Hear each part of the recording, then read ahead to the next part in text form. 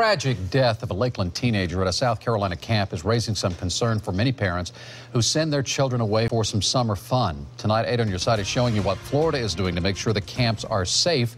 Holly Bounds live in Lakeland tonight. We have a lot to learn, Holly, about what happened at that South Carolina camp. We don't want to, point any fingers there, but as parents, we all need to be aware and ask questions about the campgrounds before we sign up the children. That's exactly what 8 on Your Side is doing tonight, Keith. Good evening to you. While the tragedy behind the 100-foot fall of Olivia Grimes is unknown right now exactly what happened, this tragedy alone gives parents reason enough to take a closer look at the risk their kids take and whether it's worth it. You kind of free fall for a second and then it catches you. Summer after summer, NewsChannel 8 intern Caroline Saunders strapped up for high adventure at California's JH Ranch. We were given the information that, we are completely safe. All of these ropes can hold 5,000 pounds.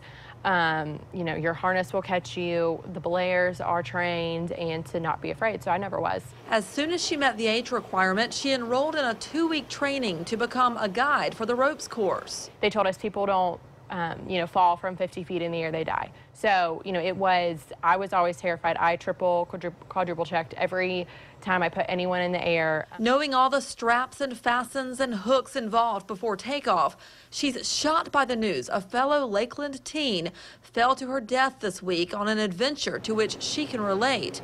Right now, the Young Life camp is labeling it a tragic accident. It's called belay.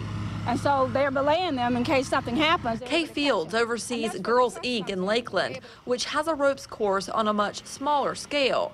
She explains safety is paramount and routine inspections are too. Every year there has to be an annual inspection of the ropes course. 8 on Your Side wants to know, what should parents key in on when signing kids up for camp? Supervision to me would be your #1 priority, and maybe coming in for a tour to see exactly what's going on.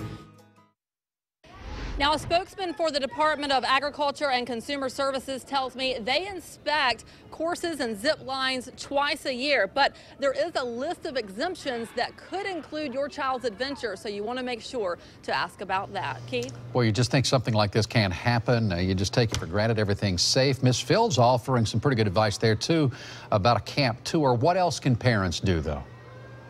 Well, the Department of Ag says make sure that business is insured, and don't be afraid to ask for reports of inspections that have already occurred. Holly Bounds live in Polk County tonight. Thank you.